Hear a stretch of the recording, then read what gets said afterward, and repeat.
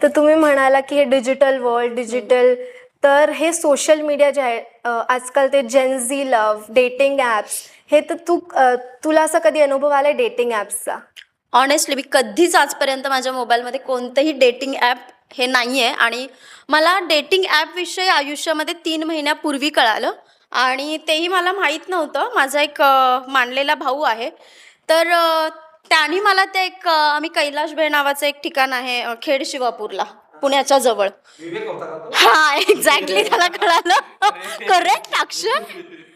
So हां. So आम्ही तिथे बसल्यानंतर तिथे एक असा प्रसंग घडला आणि तो मला म्हटला, "मी तुला ओळख काढून दाखवू का या मुलीची?"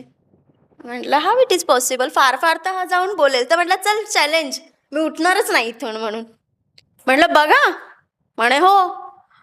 तर तो उठलाच नाही तिथून आणि अगदी म्हणजे ते कसं काय ते घडलं म्हणून मी खूप अशी होते, की काय असावा हा प्रकार? मला वाटतं मी सेटवरती तुला हा किस्सा सांगितला नाही ना? तर त्यावेळेस आम्ही तिथे होतो आणि मला तेव्हा हे असं काहीतरी प्रकरण आहे, हे असं काहीतरी ॲप आहे, जिथे जोड्या लावा, जोड्या जुळवा असा काहीतरी प्रकार घडतो. हे मला 3 महिन्यापूर्वी कळालं.